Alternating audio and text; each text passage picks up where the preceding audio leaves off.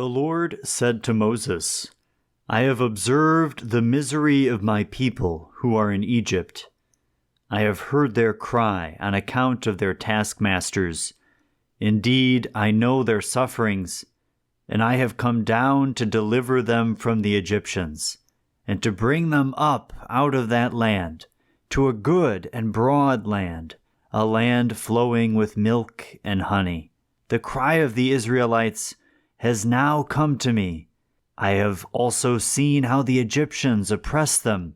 So come, I will send you to Pharaoh to bring my people, the Israelites, out of Egypt. That was an excerpt from Exodus chapter 3, and this is the Liberation Theology Podcast, a weekly look at the basic concepts of Latin American liberation theology. I'm your host, David Inchauskis.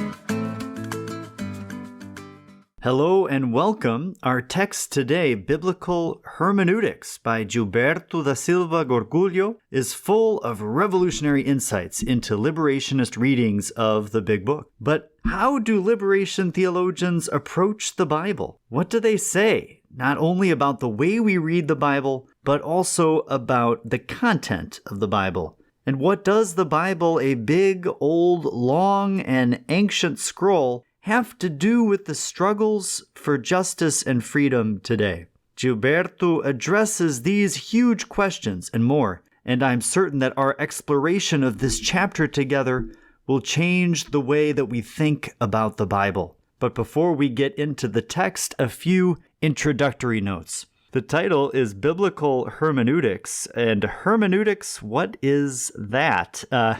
Hermeneutics in this context refers to the way that we read something, the approach that we use to interpret a message. The word comes from the root Hermes, the Greek messenger god, and that's especially appropriate for the Bible because the Bible is a message from God. But how do we interpret it? What does it mean? That's the work of hermeneutics, the method we use to crack the code. And given that there's some heady stuff to come, we'll break it down through two short stories from Ernesto Cardenal's The Gospel and Solentiname, since that book is precisely a retelling of Bible studies done by a group of poor peasants who read God's Word in light of their experiences and their quest for liberation. And that's the heart of liberation theology's approach to the Bible. The best interpreters of the Bible are people who are oppressed because the Bible is, at its heart, good news to the oppressed. The Bible is a story about liberation from oppression for people who are seeking liberation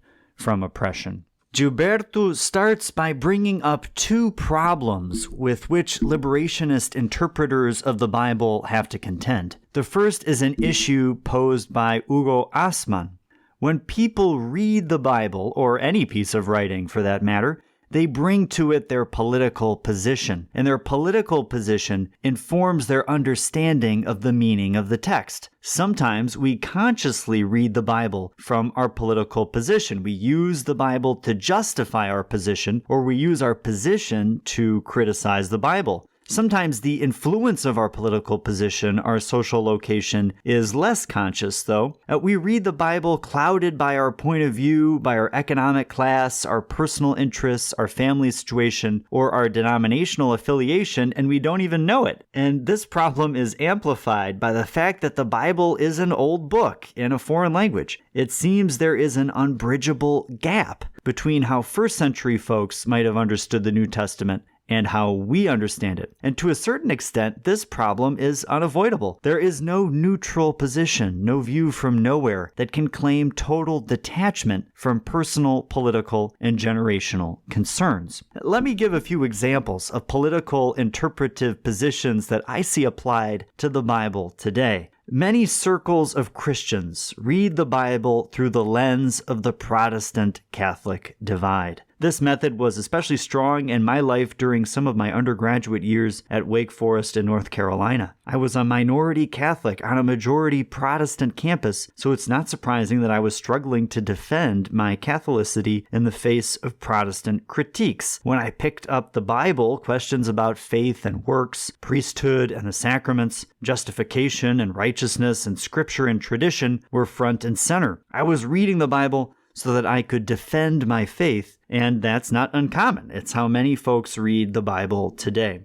Another paradigm of biblical interpretation is the historical critical method, and I started to adopt it when I took academic classes on the Bible. The goal was to get at the literal historical meaning of the text, and this method can indeed be very helpful. The student comes to see a richer picture of biblical events that a cursory ahistorical reading could never provide. This method has its limits, though, for the Christian. It looks at the Bible as a dead document, as any other document from ancient history. The historical critical scholar does not necessarily see the Bible as an inspired text and may not have much interest in applying the biblical text to the present situation. Lastly, though I have had little first-hand engagement with this method, I see it used by others all the time, the Hermeneutic of Contradiction. Some folks, often militant atheists, read the Bible to expose its inconsistencies. They sift through the text in search of God's anger, scientific flaws, historical inaccuracies, and moral paradoxes. They take their skepticism to the Bible and they read it as such.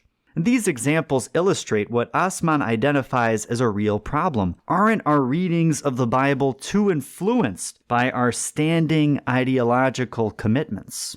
This doubt brings us to the second problem that Gilberto identifies, this time expressed by the Congregation for the Doctrine of the Faith's first instruction on liberation theology. If the Bible is to have meaning for Christians as Christians, then it cannot be a mere rehashing of our political positions. It cannot be merely subjective. There is truth to the Bible. We cannot reduce the Bible to our own social relativity. Given these two concerns, Gilberto lays out the first points that stake out liberation theology's line of biblical interpretation. First, a popular reading of the Bible does not look at biblical interpretation in an academic way, but in a living way.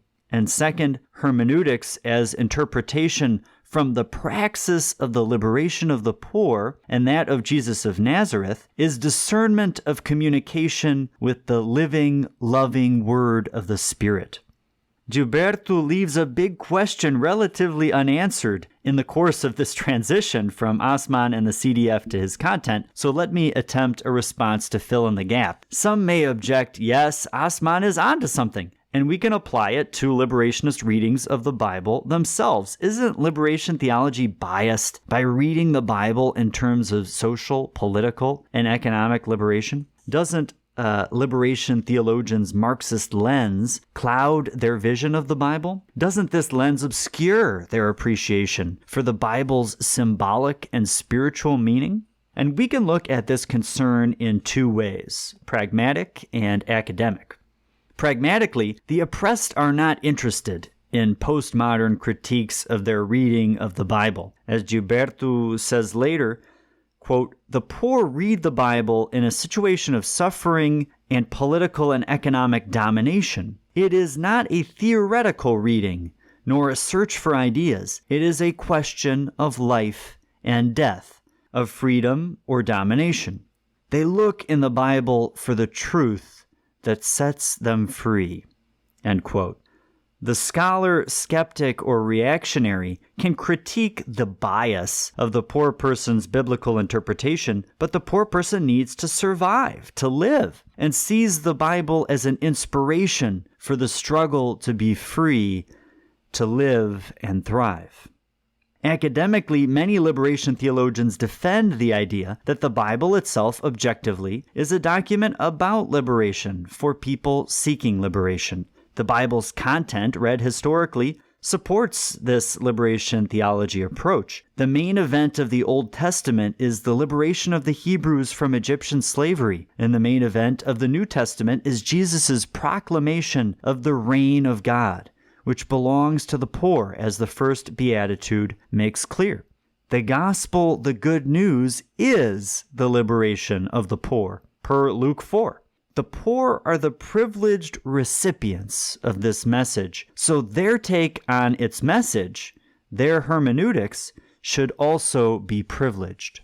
Liberation hermeneutics are both pastorally and academically sound. Liberationists respond to the real need of the oppressed, and their writings contain arguments that defend biblical content and interpretation as liberationist, to which the Bible itself gives witness as a historical document. And that's why you will see academic liberation theologians cite both contemporary historical struggles as well as biblical scholars in the tradition of the historical critical method. Liberation theology is academically serious and contextually sensitive. So returning to the main thread of the text, Gilberto writes about popular interpretations of the Bible. The oppressed read the book not as, quote, past history alone, but as a story that is still happening today. End quote. God's written word is not dead, but living and active. It speaks to the present moment. And when the present moment is poverty, there is little interest in the Bible as a stale historical document to be understood as an artifact. Rather, when the poor read the Bible, the objective is not to interpret the Bible, but to interpret life with the help of the Bible.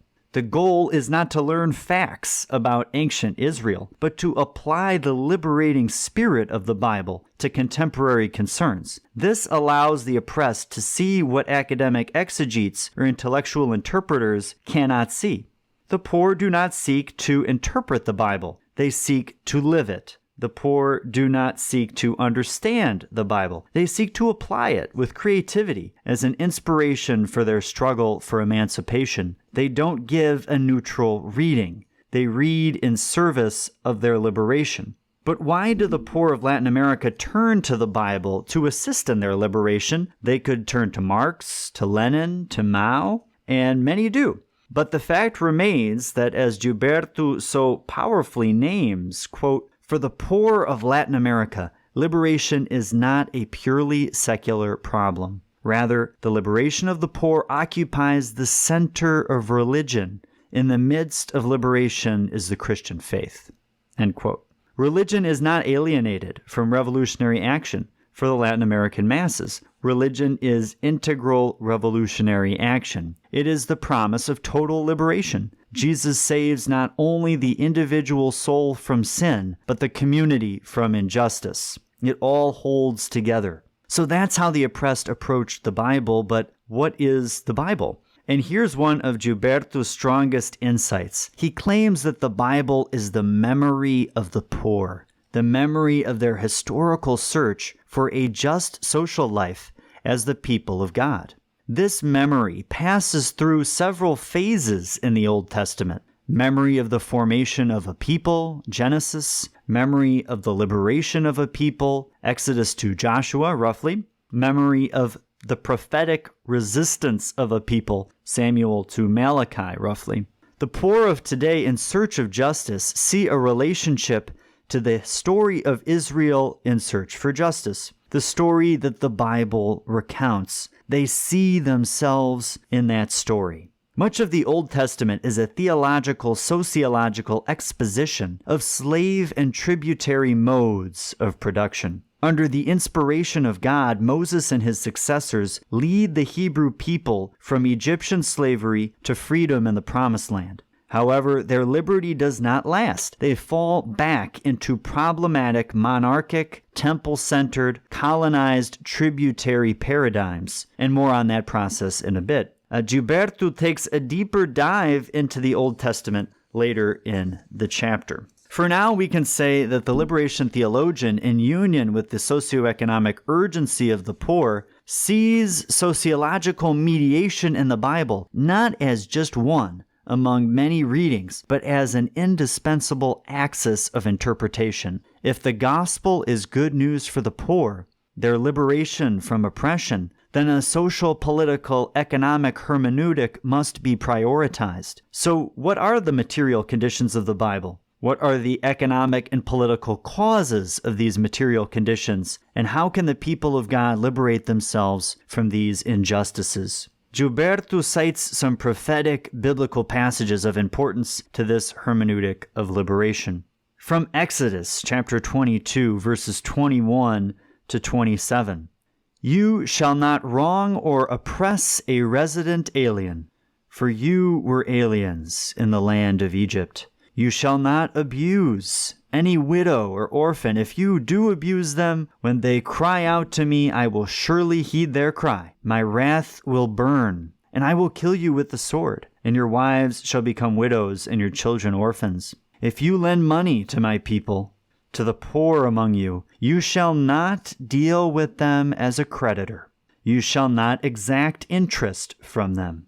If you take your neighbor's cloak and pawn, you shall restore it before the sun goes down, for it may be your neighbor's only clothing to use as cover. In what else shall that person sleep? And if your neighbor cries out to me, I will listen, for I am compassionate. This passage is incredibly illuminating as the Hebrews move from a situation of oppression in Egypt to a situation of greater freedom. God wants the Hebrew people to create laws that give preferential option to the poor. They are not to adopt the position of the oppressor now that they have been liberated. Rather, the interests of the oppressed must remain their interests. They are not to repeat the cycle of oppression, but rather break it through memory. That's the importance of the celebration of the Passover meal. The Hebrew people must never forget their own movement to freedom, and this remembrance should inspire them to be in perpetual solidarity with the oppressed, who they once were. This perspective would go a long way in helping Christians and Jews take a position of greater solidarity with Palestinians today, I might add. Gilberto brings in another important set of interrelated passages from the Old Testament. First, Hosea 6:6, quote, For I desire steadfast love and not sacrifice, the knowledge of God rather than burnt offerings, end quote. Second, Jeremiah 22:16, quote, He judged the cause of the poor and needy, then it was well. Is not this to know me, says the Lord, end quote. And here we have the oft-repeated insight of Gustavo Gutierrez when we combine these two passages. Quote, To know God is to do justice, end quote. To know God is not principally to offer sacrifices in the temple. That's a big claim in ancient Israel. To know God is to act in solidarity with the poor. Jesus relies on this concept in that classic passage from Matthew, when we feed the poor, give drink to the thirsty, visit the prisoner, take care of the sick, welcome the stranger. We are meeting God, for God is the oppressed person. To know God is to know the poor. To act in the name of God is to act in the name of the poor. When we get to the New Testament, we see that Jesus is the fulfillment of the incomplete attempts at a just society that failed in the Old Testament. In the Old Testament, Yahweh liberates the Hebrews from Egypt, but that liberation does not last. In the New Testament, Jesus liberates the poor from oppression and inaugurates the reign of God. In the Old Testament, God elects Israel. In the New Testament, Jesus elects the poor. In the Old Testament, God establishes a covenant on Mount Sinai. In the New Testament, Jesus establishes a covenant on the Sermon on the Mount. In the Old Testament, there is an eschatology of hope. In the New Testament, there is an eschatology of praxis. The culmination of the incarnation is the passion, death, and resurrection of Jesus. These events yield the descent of the Holy Spirit at Pentecost. Latin America can relate to this movement of suffering, of assassination, then of new life in the Spirit. Gilberto writes, The theological place from which everything flows is the cross of Christ, happening in Latin American history, and the perception that life and spirit only emanate from the cross born in love and in the fight for the justice of the reign of God. He continues, quote, The gospel is primarily an infused gift of the Holy Spirit, end quote. The good news does not end with Jesus. The Bible does not end with Matthew, Mark, Luke, and John. The gospel is continually proclaimed in the concrete revolutionary action of the Holy Spirit in people.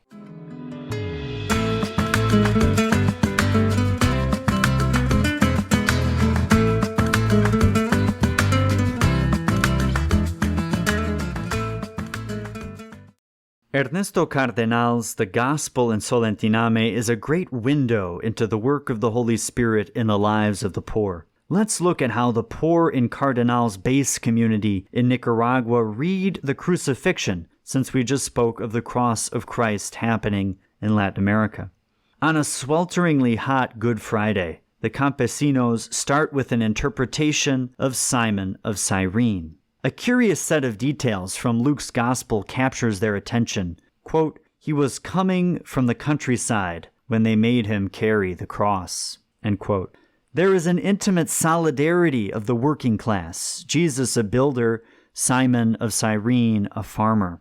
Both are screwed over, but how did Simon feel when carrying the cross of Christ? On one hand, he must have felt intimidated. They made him carry the cross. They saw his rural poverty and knew they could force him to carry out this humiliating act. He was not a wealthy man, nor a son of the aristocracy. He was a rural worker who shared the burden of Christ. On the other hand, Simon must have felt honored. He might have been in the proximity of the cross in the first place because he admired Jesus and wanted to show his support. Simon saw Jesus as a revolutionary leader. And Simon now had a chance to be close to Jesus, to help him in a real way when Jesus needed him the most. What about the women who were crying and shouting in sadness for Jesus? The women who Jesus tells to weep, not for him, but for themselves and for their children. A woman, a Nicaraguan peasant, points out that Jesus liberated women. The women knew his sacrifice. They knew that he had picked up his love for the poor and his love for women from Mary. They knew Jesus' mother, that revolutionary woman who had called for the overthrowing of the rich and the elevation of the poor in her Magnificat. The communist woman who wanted to fill up the poor and send the rich away empty. The firebrand woman who had raised Jesus in her political line as much as in her bloodline. When Jesus was telling these women to weep for themselves and for their children, he was predicting the Roman quelling of the Israelites' independence movement later that century. He knew that if he had suffered in the unarmed struggle, they would suffer much more in the armed struggle. Jesus is crucified alongside two guerrilla warriors, two thieves who had stolen from the rich as to feed the poor. It is fitting that Jesus, the King of the Jews, would be crucified next to two subversives. When Jesus tells the good subversive that today he would be in paradise, Jesus meant not only that there is a beyond for those who die for justice, he also meant that paradise begins today in general, that is, on the day of the crucifixion, from which liberating life flows out into the world. The death of Jesus ushers in a new era of human history. The Nicaraguan peasants also turn their attention to Jesus' statement that his crucifiers knew not what they were doing. The peasants relate these words to the situation of the poor who join the army in Latin America to win a stable source of income. Often these poor soldiers carry out orders to attack their own people without knowing what they are doing. I think of a scene from the Guatemalan film When the Mountains Tremble, in which the filmmakers ask a government soldier why he is combing villages for weapons and subversives. He responds with a blank stare, a strange smile, and the words, "I don't know." Herod, Pilate, the chief priest, and other elite may have known what was at stake in Jesus' ministry, but the average soldier may have had no idea. When the base community arrives at the death of Jesus in the passage, they are struck by the fact that many Holy Week devotions have little to do with the epic revolutionary nature of Jesus' assassination. One person comments that even the evil capitalist company Coca-Cola has sponsored reflections on Jesus' 7 last words. Holy Week should not be about empty liturgical rituals or hollow reactionary sermons. Holy Week should be an impulse to continue to carry out the liberating work of Jesus no matter the cost. If Holy Week is not subversive, then Holy Week has lost its meaning. That's how the poor of Nicaragua read the Bible. That's the Spirit at work in them.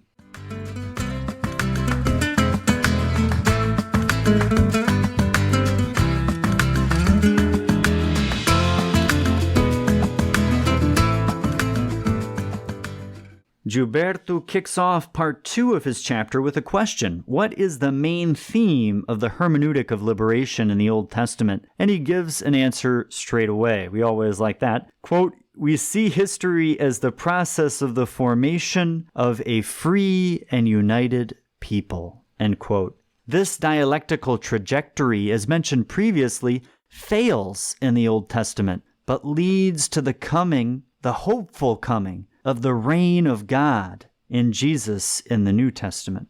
The hinge on which the Old Testament turns is the Exodus event. The Hebrew people, owners of no land, as slaves in Egypt, become landowners on the other side of the desert.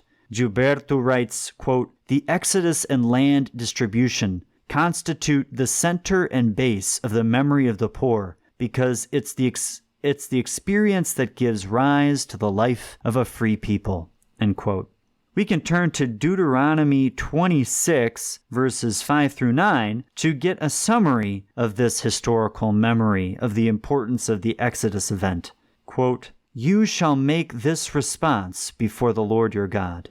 A wandering Aramean was my ancestor. He went down into Egypt and lived there as an alien, few in number. And there he became a great nation, mighty and populous. When the Egyptians treated us harshly and afflicted us by imposing hard labor on us, we cried to the Lord, the God of our ancestors. The Lord heard our voice and saw our affliction, our toil, our oppression. The Lord brought us out of Egypt with a mighty hand and an outstretched arm, with a terrifying display of power, and with signs and wonders. And he brought us into this place and gave us this land, a land flowing with milk and honey."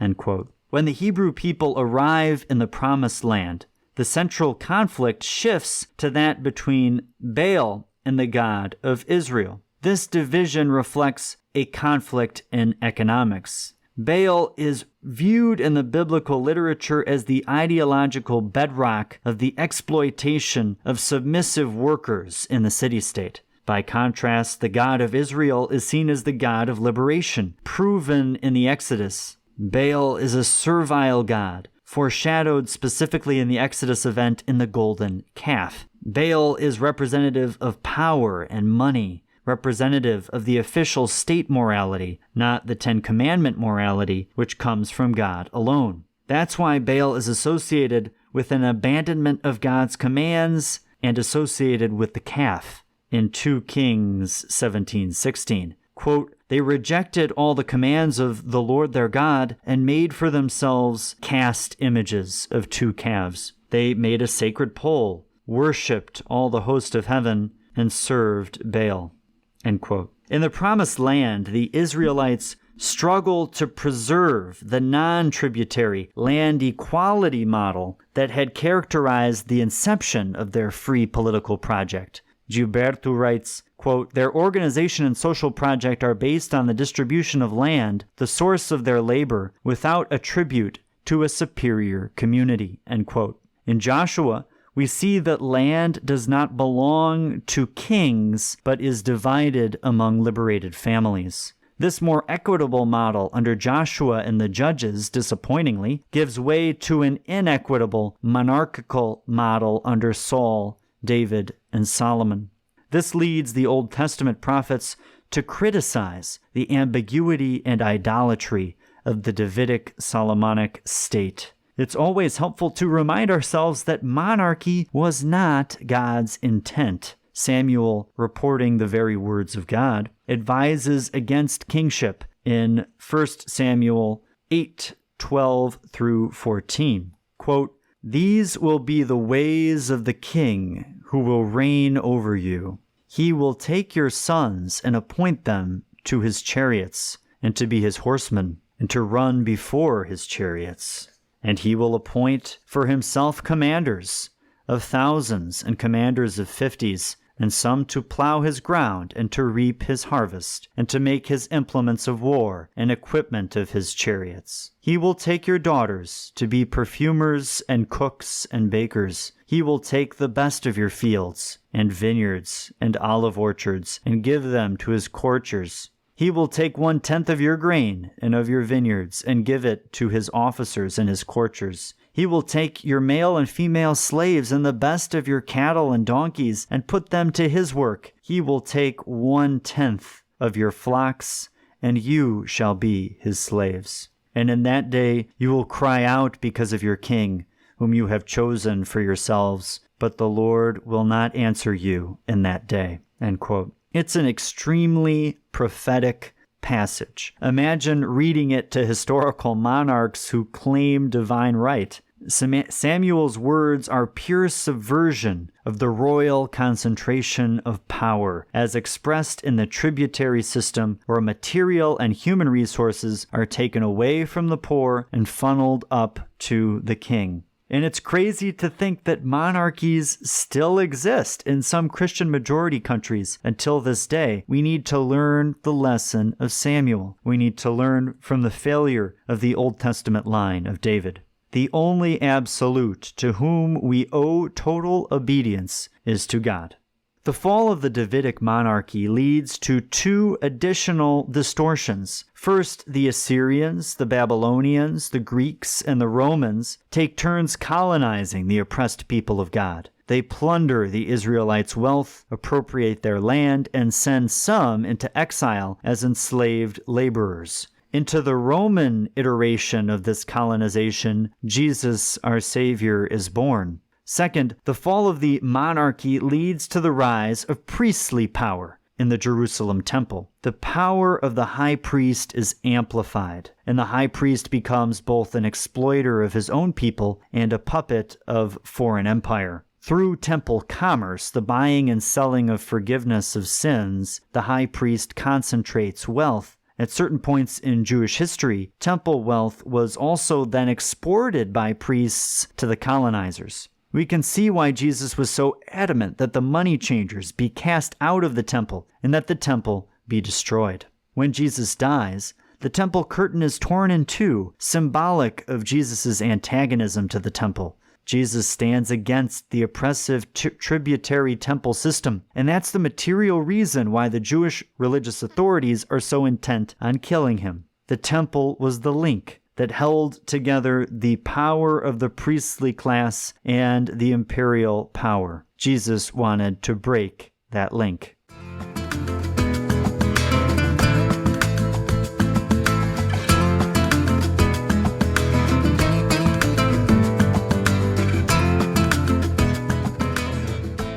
Since we have just discussed the problem of the temple as a locus of oppression, it is fitting to look at the passage of Ernesto Cardenal's The Gospel in Solentiname, in which his base community interprets Jesus' expulsion of the merchants from the temple.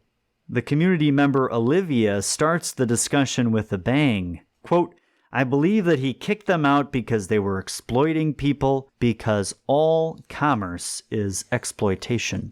Gloria and William expand on Olivia's words, highlighting how folks use religion to exploit people by getting extra money out of them. Cardenal himself enters the conversation to note that only a few powerful families had control over the temple market, among them that of the high priest Annas. He claims that Jesus was very intentional with his use of the word thieves in calling the temple a, quote, den of thieves, end quote. The word thieves also meant guerrilla warriors or zealots at that time. So in calling the locale of the priest's system of exploitation a den of thieves, Jesus was really saying that the true thieves were Annas and his henchmen, not the guerrilleros who were fighting in the mountains, the zealots. As an aside, we can note how Cardenal is both pastoral and academic here, like we mentioned at the start of this podcast episode here. He uses an academic fact about etymology, denotation, connotation to make a pastoral point that contributes to a discussion that began with ideas that the oppressed themselves generated. Back to the Gospel in Solentiname, Alejandro notes that Jesus' problem is not just with the commerce of the temple, but with commerce in general, because Jesus equates commerce with thievery. Den of thieves translates as den of merchants. William interjects by pointing out that buying and selling is not bad in general, but only when it is done for profit. He highlights that Cuba has a just way of exchanging goods and services in which the profit motive is diminished. Someone else asserts that even some people who buy and sell in capitalist countries are not unjust. The poor folks who sell bread and tortillas after church are not like the temple merchants. They are just trying to get by, to survive. The problem is when commerce is done to exploit beyond serving the needs of the community. Cardenal then relates that a radical Chilean priest once told him that Jesus' overturning of the tables was likely a commando mission. He probably did not do it alone. After all, the authorities did not arrest him for fear of the people, and it was probably planned. Mark mentions that Jesus inspected the temple before the event. Gloria wonders why the Romans let Jesus carry out this revolutionary act, and William compares the act of a Roman response, the lack of a Roman response, to the United States, which allows internal struggles in foreign countries to play out when there is no clear and direct U.S. interest. The group moves on to a discussion of the symbolic meaning of the cleansing of the temple. Julio thinks that each person is a temple of God, and people should not let the spirit of exploitative commerce possess them. Cardenal continues by mentioning that in the book of Revelation, St. John writes that there will be no temple in the New Jerusalem. The whole world will be the temple, and the whole world will be purified of the evil of capitalist commerce. The purification of the temple is just the beginning.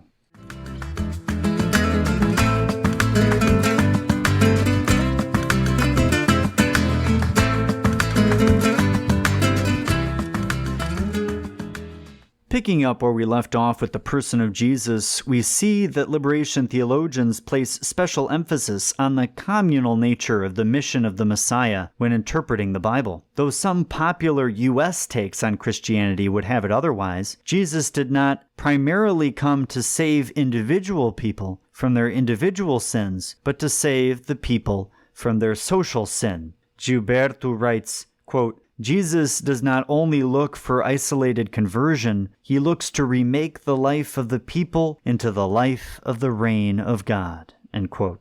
To make this point clear, we can highlight the relationship between the category sin as ritual impurity and the temple system. When Jesus challenges laws of ritual purity, like hand-washing and the prohibition of touching sick people, he is really subverting the whole temple system. It was for these sins that Israelites had to go to the temple, pay money, and make sacrifices. The elimination of the purity laws that occurred in the progressive distinction of Christian believers from Jewish believers had much to do with Jesus' criticism of this purity category that backed up the temple. Jesus was not only healing individuals, but subverting structures.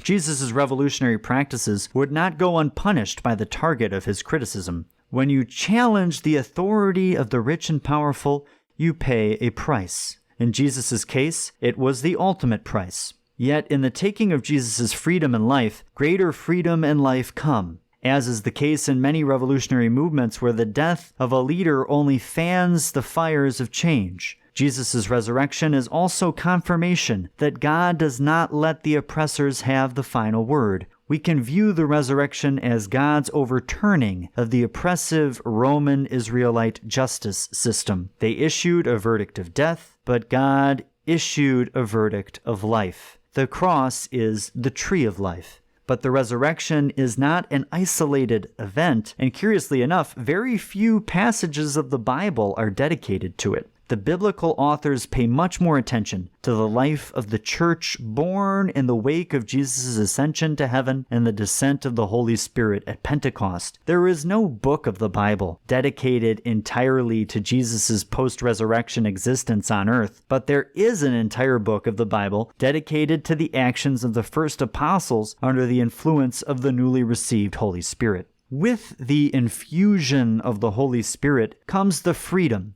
to develop social structures of love, to incarnate utopia. We notice in the Acts of the Apostles that the early Christians lived as communists, sharing their wealth and their property. Two quotes from Gilberto demonstrate this point. Quote, "Faith in Christ brings about a new freedom, and this freedom produces love, the life of the new man." End quote. And, quote, "Freedom and love come from the Spirit who justifies, and the just person is the free person who loves neighbor." End quote.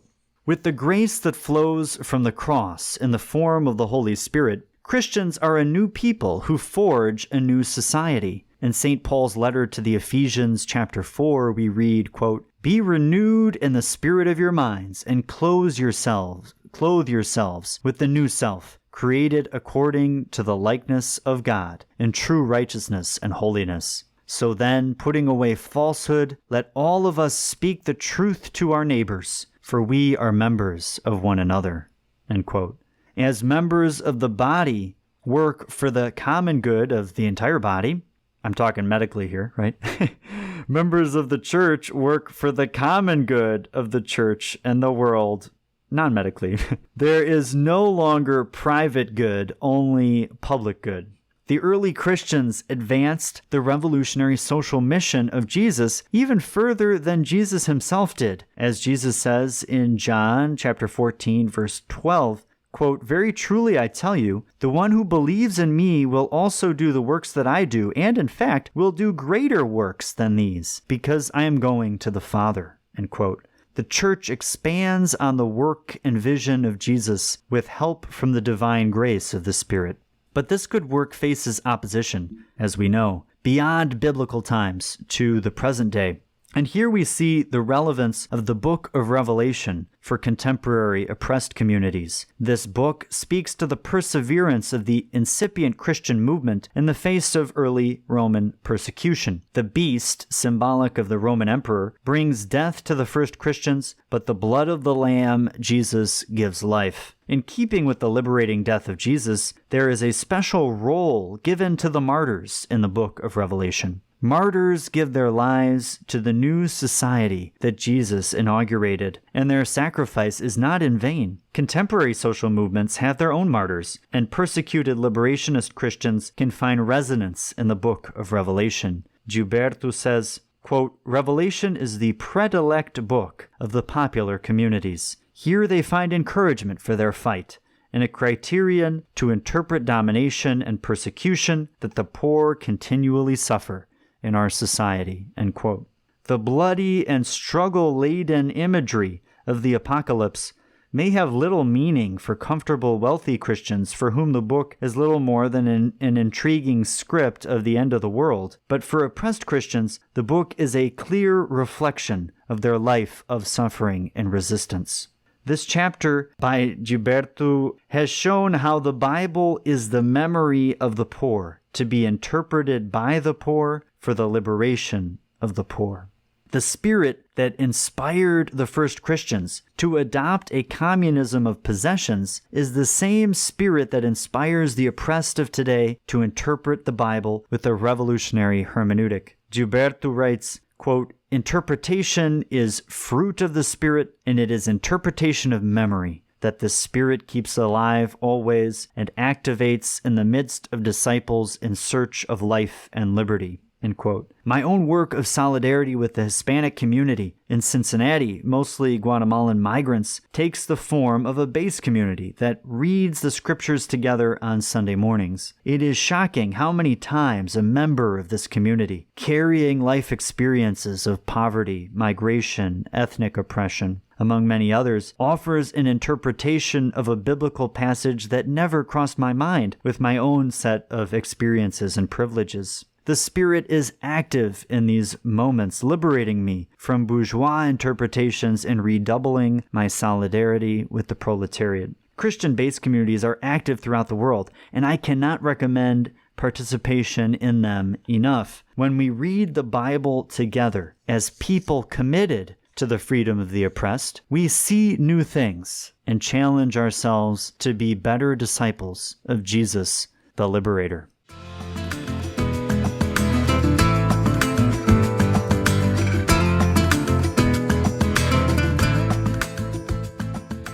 Armed with the history and the methods we have discussed in these first few episodes, we will proceed straight into the systematic content of liberation theology on our next show.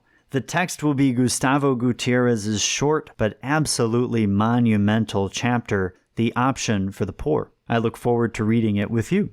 For now, let's end with a prayer, this time the song that Moses and the Israelites sang to God after God had liberated them from the Egyptians, since the Exodus is such a key biblical event for liberation theology as we have seen today. You can find the song in Exodus chapter 15, and I would ask that we would contemplate what might be the meaning of this passage for revolutionary movements today.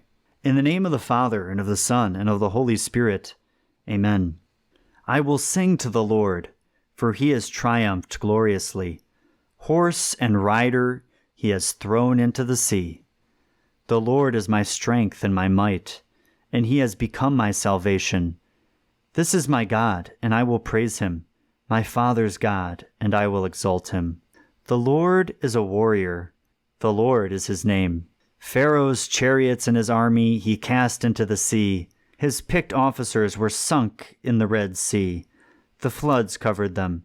They went down into the depths like a stone. Your right hand, O Lord, glorious in power, your right hand, O Lord, shattered the enemy. In the greatness of your majesty, you overthrew your adversaries. You sent out your fury. It consumed them like stubble. At the blast of your nostrils, the waters piled up. The floods stood up in a heap. The deeps congealed in the hearts of the sea. The enemy said, I will pursue, I will overtake, I will divide the spoil, my desire shall have its fill of them. I will draw my sword, my hand shall destroy them.